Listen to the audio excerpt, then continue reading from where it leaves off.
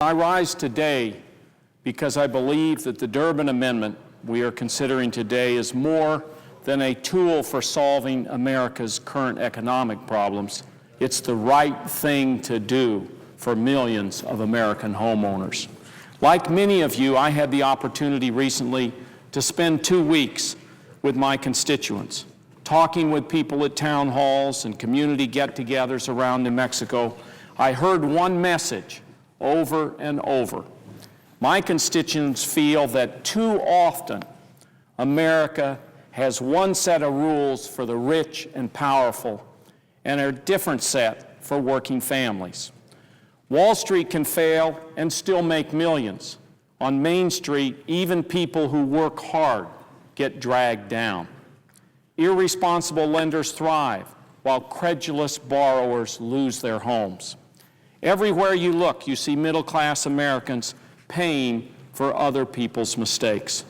It just doesn't seem fair. Of course, the law rarely contains an explicit double standard, but today we are dealing with a situation in which it does. If a real estate speculator borrows millions to buy a city block and then finds himself unable to pay, he can walk into court and ask the judge to reduce the principal on his loan. If a working American borrows $30,000 to buy that first home for her children, she's stuck with that loan. If she's lost her job, she's stuck with that loan. If the value of her house has plummeted, she's stuck with that loan. If she was the victim of predatory lending, she is stuck with that loan. I have yet to hear a good reason why that working American should not have the same rights as every real estate speculator and vacation homeowner in this country.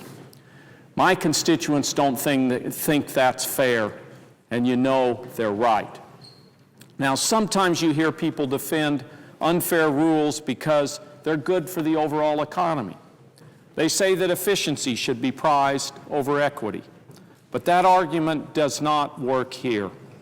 By limiting judges' ability to reduce the principal on home loans, we are delaying the resolution of this country's mortgage crisis.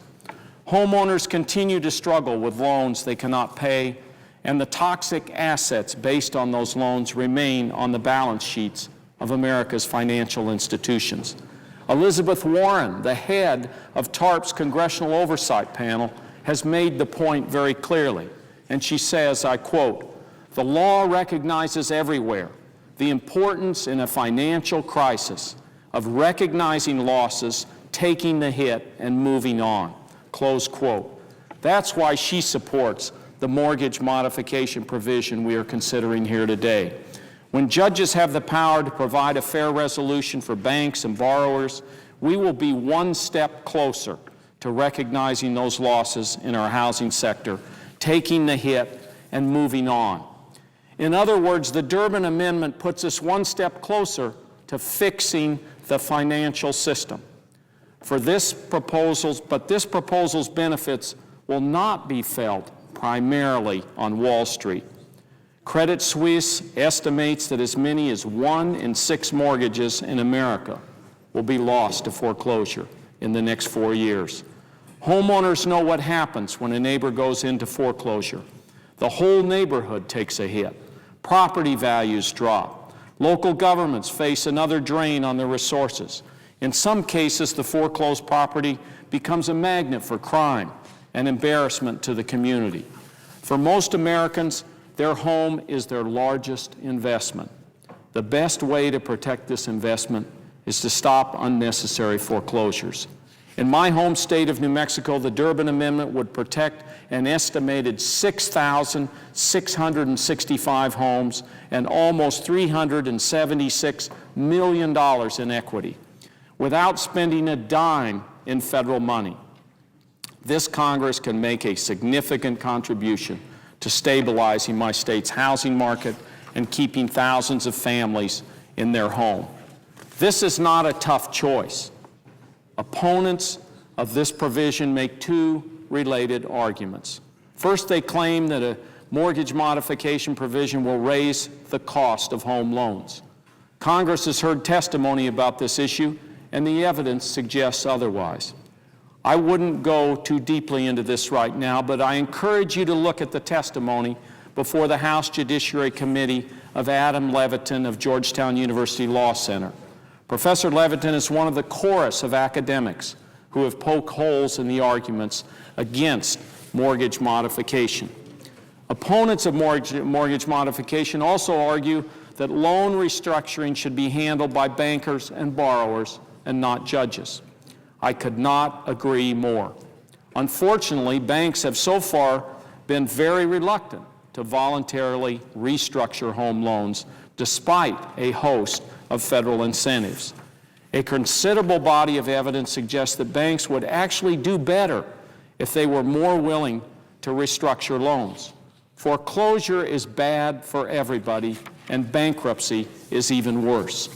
Congress and the President have worked hard to encourage banks to modify home loans. We have handed out carrots like a farmer's market, and yet we still have a foreclosure crisis. It's time to give the homeowners a stick. The Durbin Amendment does not let every homeowner march into court and demand a principal reduction. Banks have the opportunity to work with homeowners on a reasonable compromise. As long as banks are willing to negotiate, they will not face a court-ordered principal reduction. All this legislation says is that banks cannot ignore their borrowers. They cannot stand around while working families struggle with unpayable loans.